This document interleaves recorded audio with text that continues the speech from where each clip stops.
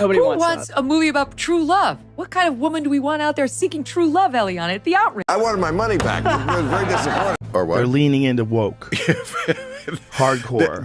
They're petrified of some kind of backlash. They are pretending like Rachel Zegler is the first of them all when she looks like Lord Farquaad in the film. The new Disney boss babe, who is Rachel Zegler, the inverse of happy. So apparently, according to them and according to the writers of Snow White, women can't even want to be in love anymore. They spent $170 million to make the thing, and it had the lowest opening, under $50 million, of any of these live-action Disney remakes that they've ever had.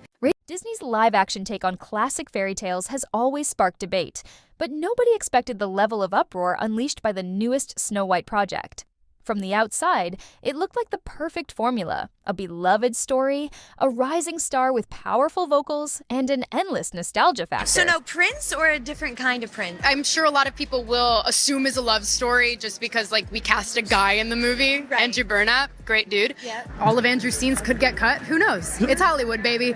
Instead, everything spiraled into controversy. Casting drama, politically charged statements, and radical changes to a cherished storyline collided in a way few Disney productions have ever experienced.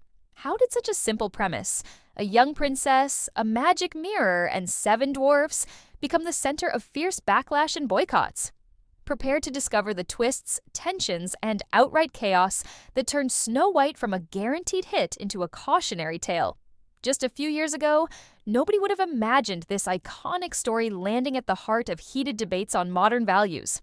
Yet, here we are, dissecting how a single film could ignite so many arguments about tradition, progressivism, and the boundaries of free expression. Okay, so they're in. And Rachel Zegler, being 23 or whatever she is, like so many kids raised on TikTok, she's all for infantata is the only global solution. So the two stars hate each other. And as surprising as that may sound, the seeds of this meltdown were planted long before cameras started rolling.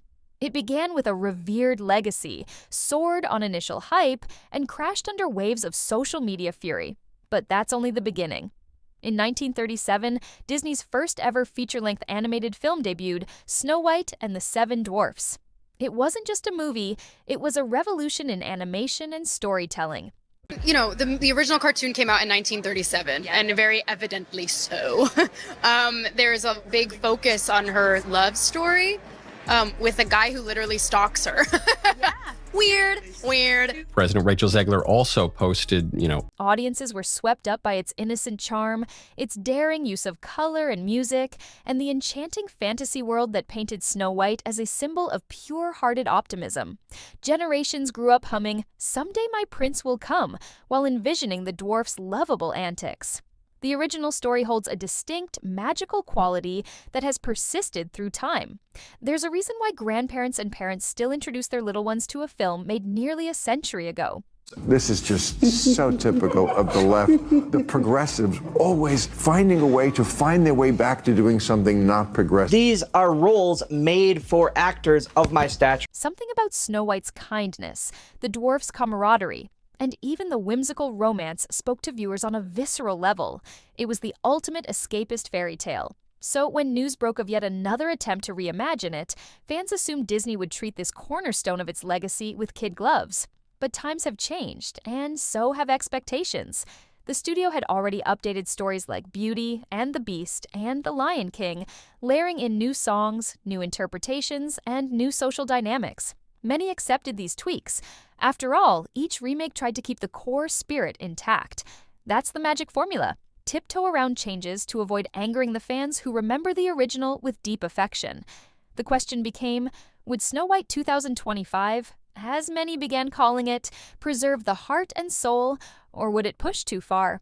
When Rachel Zegler's casting as Snow White was first announced, it felt like an inspired choice. She had captured attention in Steven Spielberg's West Side Story, delivering a standout performance marked by a dynamic singing voice and striking screen presence.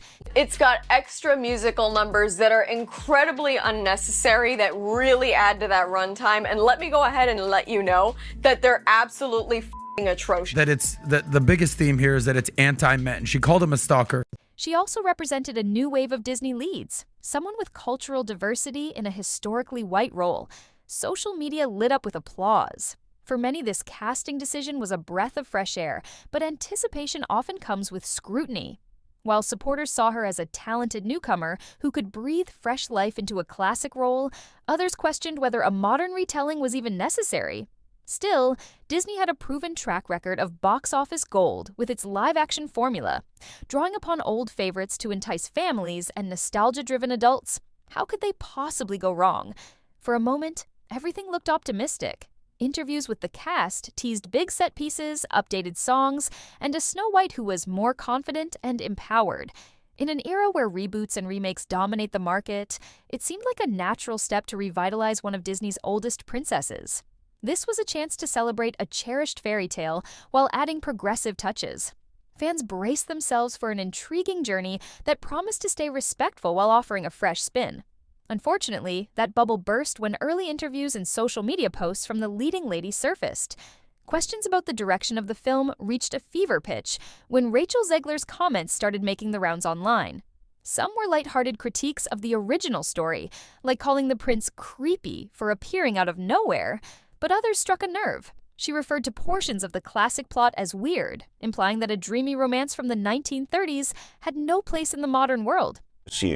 I mean, I guess, what are we going to have? Like a lesbian, a trans person, someone in a wheelchair, someone of color? Like, I don't understand. Why weren't the dwarfs enough? But apparently they were too offensive because the most famous dwarf of all, Peter Dinklage, said something negative about it back in 2022, thus ruining the biggest acting roles the dwarfs had ever seen since the creation of Willy Wonka's Oompa Loompas back in the 1970s. Then more controversial posts began emerging. Zegler had been vocal about her political views, going as far as to drop profanity-laced messages aimed at certain voters. The moment people found older remarks where she seemingly told all Trump supporters to, in effect, get lost and never know peace, a particular segment of the audience took offense. Even individuals who didn't support that politician thought the hostility was extreme. After all, in a mass-market film banking on broad family appeal, alienating huge chunks of viewers is rarely a wise marketing strategy. Critics labeled her too woke, claiming her approach contradicted the very essence of a sweet, open-hearted Disney princess. It wasn't only about politics, either. Her dismissive stance on classic romance, especially the iconic "Someday My Prince Will Come," sparked protests among longtime fans. Suddenly, the star who had initially drawn applause found herself at the center of a cultural storm. People posted rants demanding Disney recast the role. Online groups pledged a boycott, tweeting hashtags condemning the film and the studio. Disney tried to minimize the backlash, with representatives suggesting that quotes were taken out of context or that the actress was simply passionate about modernizing the character. But in an era where social media outrage can spread at the speed of light, the damage was already done. And the tension only escalated as new details leaked about the film's radical shifts in plot, characters, and even basic thematic elements. One of the most eye-opening flashpoints involved the absence, or radical transformation, of the seven dwarfs. For decades, these characters were pivotal. They weren't just comedic sidekicks. They drove the plot and gave Snow White a surrogate family in her time of need. But actor Peter Dinklage criticized the idea of including dwarfs as potentially offensive, calling it a backward approach. The moment he spoke, Disney seemed to panic. They pledged a new, more sensitive portrayal that quickly devolved into confusion. At first, rumors swirled that the dwarfs would become magical creatures, generated by CGI or replaced by a ragtag group of diverse bandits. Early production images leaked, prompting an outcry from the little person acting community. They argued these roles were among the few big-budget opportunities where they could shine. By removing the dwarfs, Disney effectively closed off those roles. Ironically, in an attempt to be progressive, the studio ended up alienating the community it supposedly wanted to protect. Public debates grew heated. Some fans said Disney could modernize the dwarfs without erasing them. Others argued that a fairy tale from 1937, with dwarfs living in a secluded cottage, was problematic no matter how you spun it. Ultimately, that storyline mutated into something nearly unrecognizable, overshadowed by repeated behind-the-scenes leaks about reshoots and last-minute adjustments. Instead of forging a respectful path that balanced tradition with fresh perspectives, the movie found itself at a crossroads. Outraged classic fans on one side and an uncertain, politically correct approach on the other.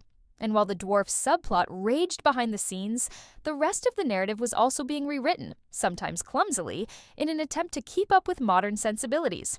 Even those open to a new direction started scratching their heads when key elements of the fairy tale disappeared. The iconic love story was tossed out, reportedly replaced by a far more cynical take on romance. In interviews, Zegler noted that in this version, Snow White doesn't need a man, and ridiculed the concept of waiting around for a prince. You know the saying, go woke, get broke, and Disney's going to lose money on this movie. And I believe it only made less than $1 million in China. While strong, independent characters are widely appreciated, the tone struck many as condescending toward anyone who cherished the original's romantic idealism. Music also became a battleground. Gone were staples like "Someday My Prince Will Come," replaced by new tracks critics described as hollow and heavy-handed. Glowing romance and whimsical innocence gave way to lessons on social justice, wrapped in preachy lyrics that told audiences to reject old notions of love. Some fans who'd eagerly bought advance tickets started having second thoughts.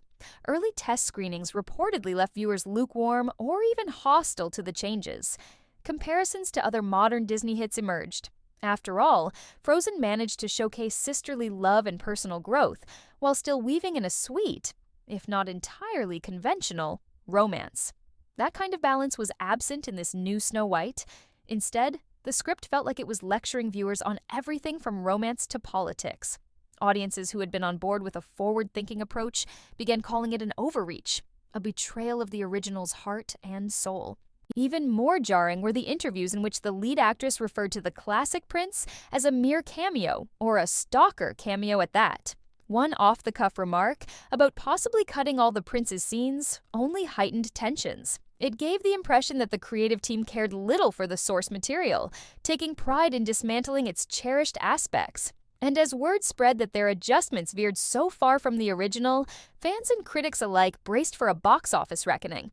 When release week arrived, industry analysts still predicted a decent haul, assuming that the Disney brand name would overpower negative buzz.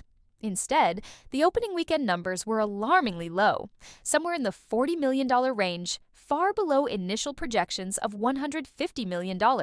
For a film rumored to have cost over $200 million when factoring in marketing, that spelled potential disaster. Reviews poured in with savage headlines. Critics called it joyless, preachy, and lacking the magical glow a Disney fairy tale demands.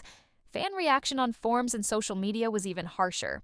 No heart, no romance, no dwarfs, no point, summarized one top-voted comment. Others blasted the leading actress, saying they refused to pay to watch a performance from someone who openly insulted half the country.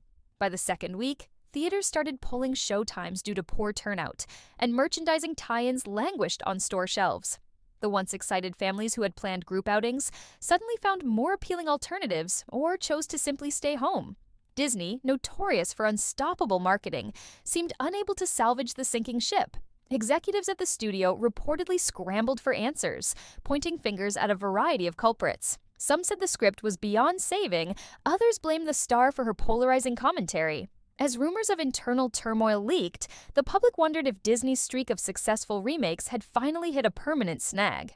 Facing repeated flops in a relatively short window, the company seemed forced to reevaluate how it approached these once lucrative legacy updates. Hello, Disney. You're going to have to redo your film again because this woman is a pig and you fired Gina Carano for far less than this nonsense. In the aftermath, industry whispers hinted at deeper trouble within Disney.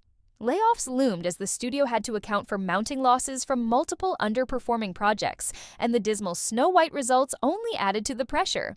Some speculated that certain greenlit remakes, like other princess tales, might be shelved or drastically scaled down. The once reliable money-making formula for resurrecting older hits wasn't looking so foolproof anymore. Rachel Zegler also found herself under the microscope. Despite undeniable talent, her public image took a significant hit.